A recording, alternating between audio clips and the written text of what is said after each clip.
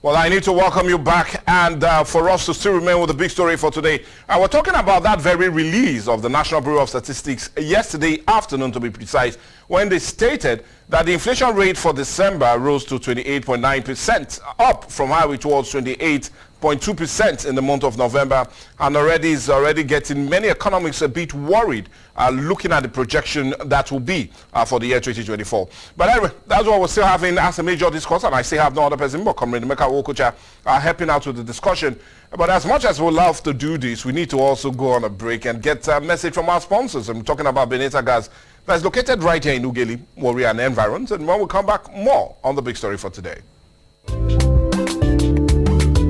Oh, yeah, follow the road, auto better quality. If you talk gas matter, oh, yeah, follow Beneta. Gas with the better quality. Beneta gas where they full rich man to Beneta gas. Delivery brother na sharply. Beneta gas. Gas no mango.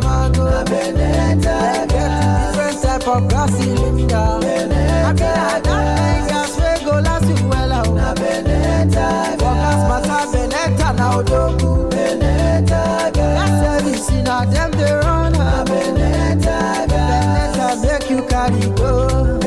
For gas matter and home delivery, make you wire Beneta gas plant for 080-6745-7890 and 080-5904-7722. Beneta gas plant, the tequile of gas matters. Well, still on the table, and we're talking about the issue of the increase in the rate of inflation for the month 2020, for the month of December 2023, and how that seems to already be causing a whole lot of ripples, especially as it concerns more projections for inflation into the year 2024. But anyway, judging with what the federal government has said, that they want to keep inflation rate at 21.4% for the full year of 2024, well, is it going to be a tall order? Well, not me talking. But anyway, our guest is still in the studio, is here, and we're still having that discussion. That before we went on the break, he almost hinged all the blame on the government, looking at some of their policies, actions, and inactions. But wait, let's come to it. And then, would it be fair, Comrade Emeka Wokocha, to hinge all the blame on the increase in inflation rate for December on the government alone? Yeah, come on, yeah. With the pure knowledge that in December we have a whole lot of buying and selling, and monies are always around in December to throw around, so hence it's always been like that. So why put the blame squarely on the tables of the government? Because inflation is always, things always increase in the month of December every year in Nigeria. It's only in Nigeria where that during July tide, December or so, automatically you see prices of goods skyrocketing for no reason whatsoever. In London, in America, then they do Christmas there. Do goods increase? It's even a time that people have the leverage to buy goods at a very cheap price, because that period is a period to show love. Government hands must be in everything we do, because government regulates even your attitude and your character using the laws. That is the reason you cannot behave anyhow on your own. Now, government policies must be top-notch. It must be people-centric, and the people must see their leaders to be empathetic, to be serious. Not coming here, you say one thing, you go behind the scenes, you begin to do another thing. When the people want to repose confidence in you, at the end of the day, it's more or less like, don't practice what I say, because we expect you, to always lead the way. Your lifestyle should reflect a true leader that wants change. Truly, if you want to look at the lifestyle of our leaders, starting from the presidency, starting from the National House of Assembly, even trickle down to the State House of Assembly, even to local government areas, their lifestyle doesn't show a people who are actually concerned about the welfare of the common man in the street. It appears they are a different being entirely, and they are running a different country entirely for their own benefit, not for the people. And that's the reason you are seeing everything in chaos. Ordinarily, a sensitive government cannot close its eyes and see the larger population of the country, being enmeshed in perpetual poverty, being enmeshed in perpetual hardship, when the solutions are quite simple. Go to the farm and address food insecurity. Mobilize the youth. Spend money, put money where money should be put. Spend not putting money in the House of Assemblies. That is not where the problem is. Those guys are already young men and women who are swimming in dollars, in millions of naira and billions of naira, going by their emoluments and allowances, which ordinarily, is a mockery to the black nation. Because in developed times, you don't see that. Because what they do there is ought to be service delivery. It is not a tea party. I do tell people, governance is not a tea party. It's a place where you go and solve problems. But when you see our leaders, that is where the enjoyment begins. Whereas the people you are supposed to serve, to bring succor, are languishing in the suburb, and you don't even care. So there's a departure of what true governance stands as a concerned Nigerian leader. That's why I'm telling you that the statement you made during Christmas, prices increase in Nigeria. Yes, because it is our nature. But what they will practice here is just wickedness, not love. But if the government is quite out about its policies, it goes about checkmating the excesses of man, knowing fully well that when you increase the price of a commodity, it will affect the commonest man who does not even have enough job, who doesn't even have money. So the government should be thinking their policies, should look at the commonest man, not even me, so that if they now begin to understand that their primary objective is to remove that commonest man from the dungeon, automatically they will have a clear vision of the burdens Nigerians are bearing.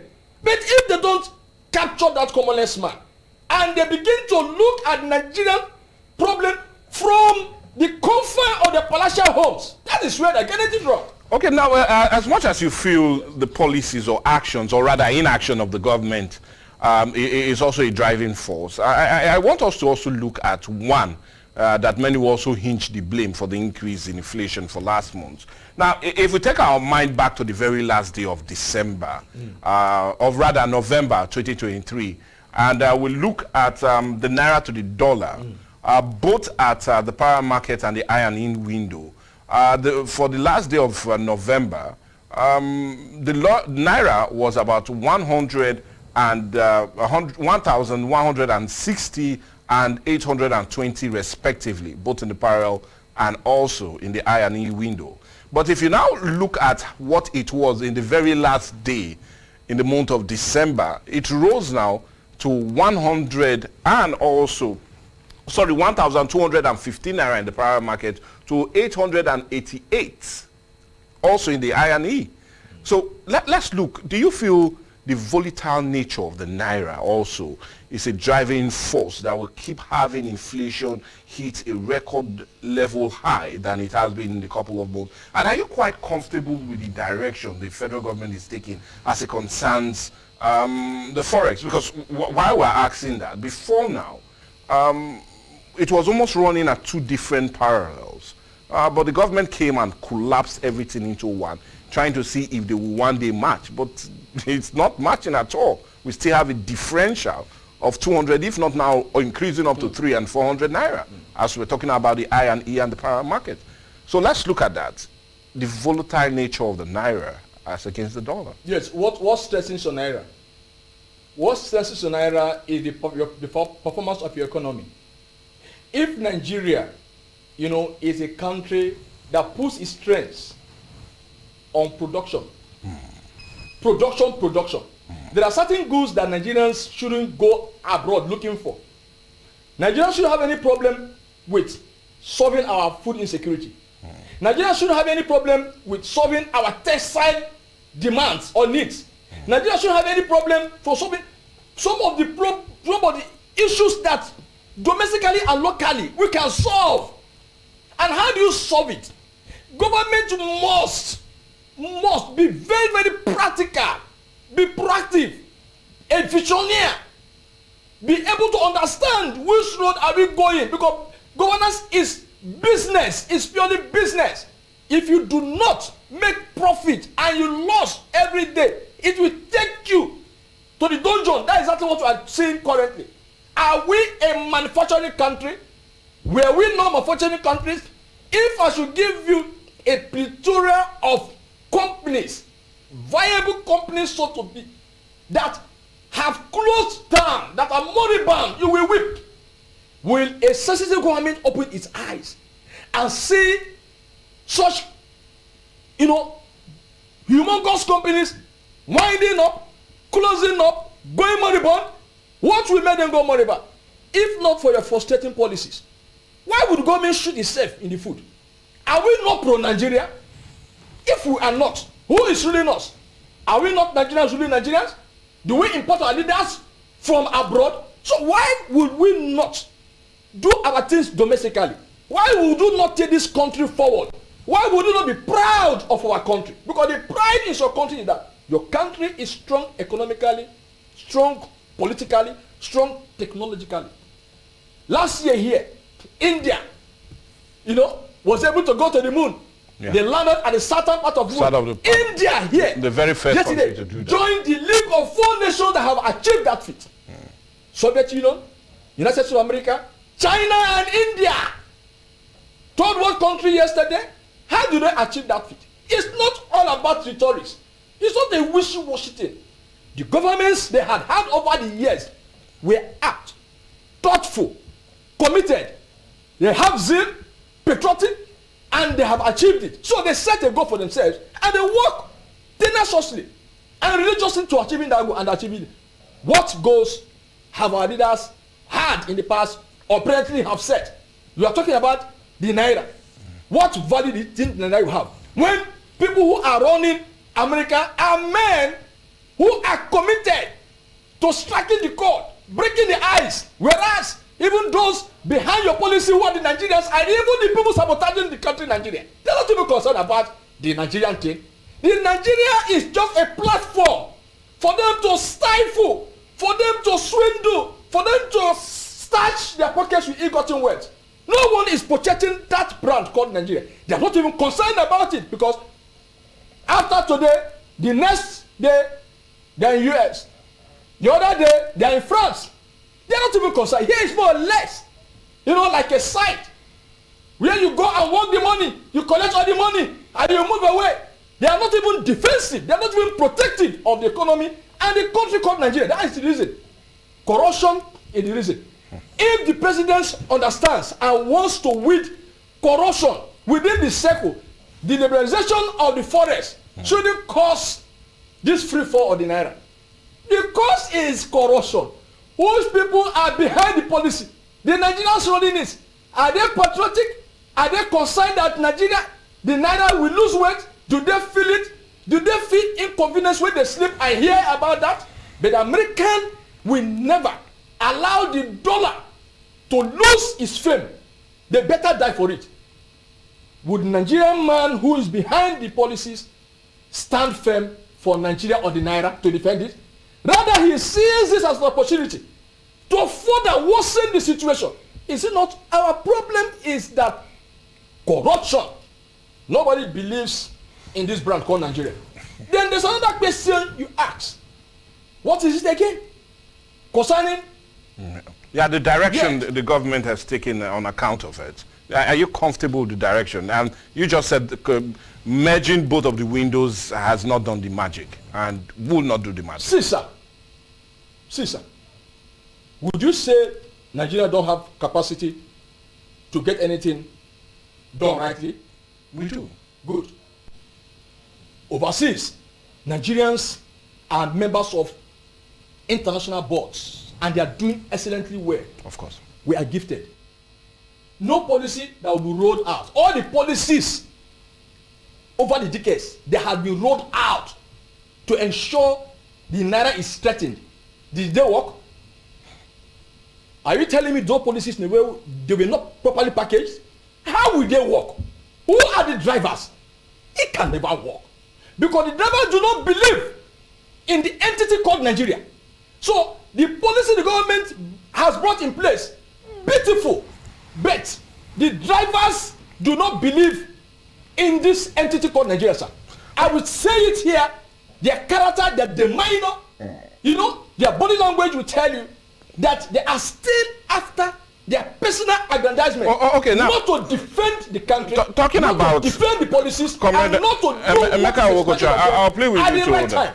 Talking so about our problem is within us. Yeah, talking it's about the body policy. language. Let's still remain with how Nigerians naturally will feel. Yeah, we'll talk about solutions, which will definitely be, and you feel having that belief in what Nigeria stands for would help shaping or improve most of those policies and actions that will be taken by the government. But I feel the discussion will not be proper if we do not look at even the effect of the rise in inflation rate over the years.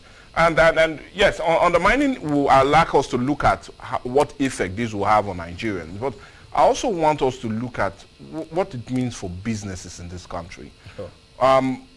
As of last count, we have about 15 multinationals who had either divested or are practically just closed shop. And not we saying that, but this is according to the Nigerian Employer Consultative Association. And they said so in the last 3 years that we've had about 15 multinationals that have either divested or even closed shop in the country. Now, let's look at this growing inflation, because it's one that is giving many analysts, especially when it comes to the economy, sleepless night. And they feel it's going to be more of a problem getting more foreign investors into the land and reducing the inflation, reducing the unemployment rate, and also increasing the strong standing of our naira. So let's look at it.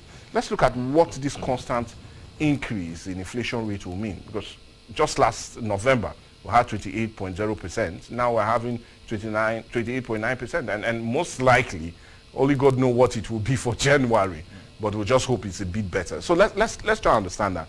What this growing inflation means for ordinary Nigerians, but most especially for businessmen that are just trying to stay afloat. Yeah, when the country, the entity itself is insolvent, the entity itself is insolvent. So what do you expect? The Nigeria itself cannot pay its debt. The Nigeria itself cannot wriggle itself out of debt. It's insolvent. In other words, you know, the paymasters, when they come and hold you on your groin, you'll be surprised at what they will take from you. The country itself is insolvent.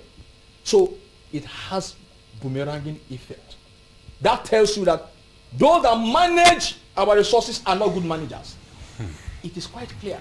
If you say you are good managers, we would have seen our refineries working. We wouldn't have had any reason going to Belgium to import fuel, for instance.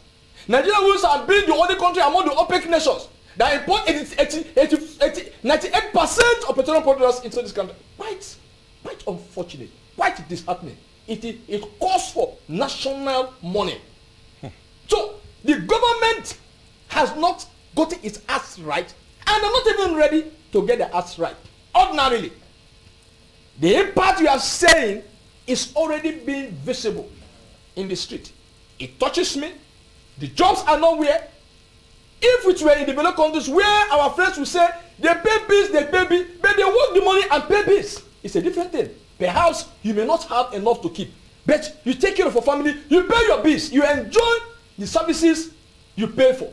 But here, you don't even have the money to pay the bills, and the bills keep rising. So it's quite, it is a situation that becomes abnormal. Listen to me, Mr. Mike. We must say it here the way it is. The country is not on the right path, and the leaders know. The question there is that if they don't fix it, if they don't take drastic action, what you might see might not be pleasing, because the people, patients are winning by the day. I told you last week I came to Uyeli, I paid 700 naira.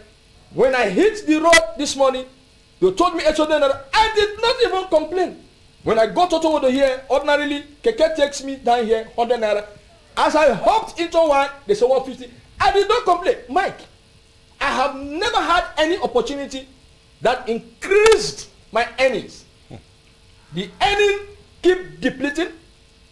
It's not that the government does not know. It's not that they can't plug it. It's not that these things are not doable. Policies. But sacrifices must begin to be made from top first. If you read the history of Lee Kuan Yew of Singapore, that pulled Singapore out of the woods. See, he came with clean hands. He was not living a life of buoyancy. All his life was sacrificial.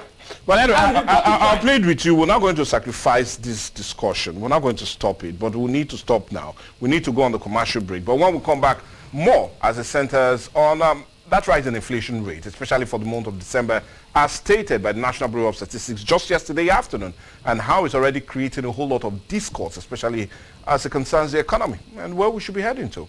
But let's head to a break now.